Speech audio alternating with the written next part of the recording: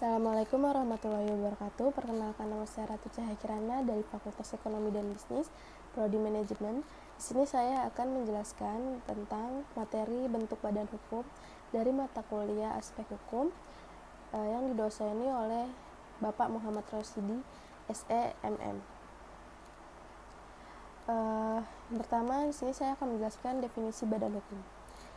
Badan hukum dalam bahasa Indonesia diartikan sebagai organisasi atau perkumpulan yang didirikan dengan akta yang otentik dan dalam hukum diperlakukan sebagai orang yang memiliki hak dan kewajiban atau disebut juga dengan subjek hukum. Selanjutnya ada pengertian badan hukum menurut para ahli. Menurut Molengraf dalam Jimli A 2006, badan hukum pada hakikatnya adalah hak dan kewajiban dari para anggotanya secara bersama-sama, dan di dalamnya terdapat harta kekayaan bersama yang tidak dapat dibagi-bagi. Setiap anggota adalah pemilik harta kekayaan yang terorganisasikan dalam badan hukum. Lalu E. Utrecht dalam Neni S. 2009 adalah badan yang menurut hukum berkuasa atau berwenang menjadi pendukung hak dan tidak berjiwa atau bukan manusia. Selanjutnya ada Sri Sodewi Masjukwen dalam Salim HS 2008 adalah kumpulan orang-orang yang bersama-sama bertujuan untuk mendirikan suatu badan, yaitu berwujud himpunan dan harta kekayaan yang disendirikan untuk tujuan tertentu dikenal dengan yayasan. Lalu selanjutnya ada ciri-ciri badan hukum. Yang pertama, mempunyai kekayaan yang menjalankan aktivitas dalam badan hukum. Yang kedua, mempunyai hak dan kewajiban yang terpisah dari orang yang melakukan badan hukum. Yang ketiga, terdaftar sebagai badan hukum. 4. Cakap dalam melakukan perbuatan hukum. Yang kelima, mempunyai akte notaris pada pendiriannya. Selanjutnya ada bentuk-bentuk badan hukum. Pertama itu Vereniging, suatu perkumpulan yang terbentuk dari sukarela dan sengaja dari beberapa orang yang mempunyai tujuan untuk menguatkan kedudukan atau kemampuan ekonomis mereka, mengurus persoalan sosial dan memelihara kebudayaan, seperti perusahaan negara, persorean terbatas atau PT, dan joint venture.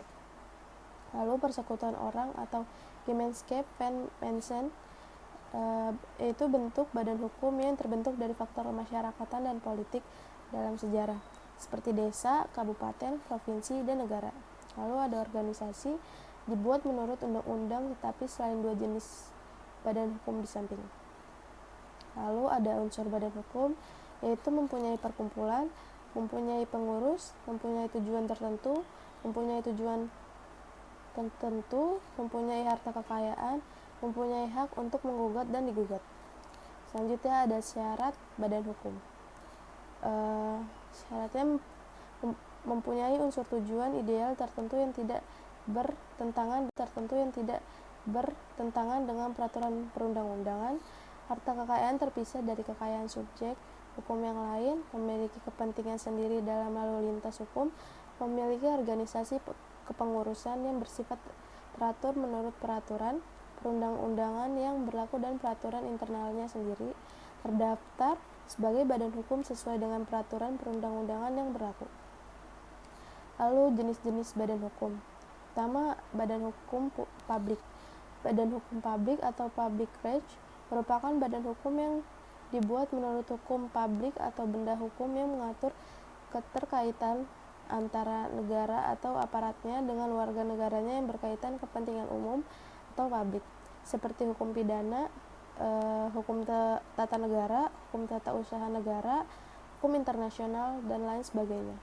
Contoh badan hukum publik adalah negara, pemerintah daerah, Bank Indonesia. Lalu ada badan hukum private.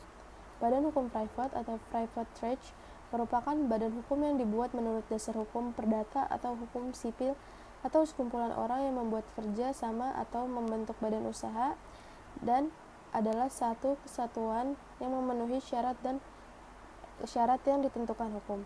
Badan hukum private yang mempunyai tujuan profit contohnya adalah perseroan terbatas atau PT atau non material seperti yayasan. Lalu selanjutnya ada proses badan hukum. Pihak mitra bicara menyanggah mitra lainnya dengan santun dan tetap menghargai maksud pihak pertama. pihak mitra bicara. Lalu terjadi pembahasan dan kesepakatan terlaksananya program atau maksud badan hukum. Lalu pihak yang memiliki program atau pihak pertama menyampaikan maksud dengan kalimat santun, jelas dan rinci.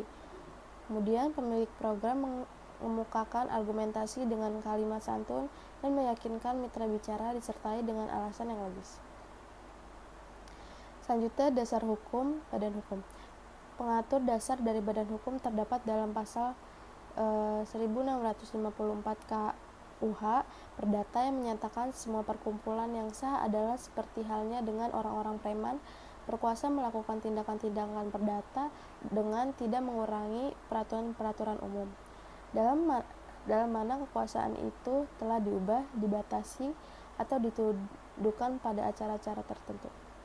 Segitu saja dari saya, kurang lebihnya mohon maaf jika ada salah. Wassalamualaikum warahmatullahi wabarakatuh.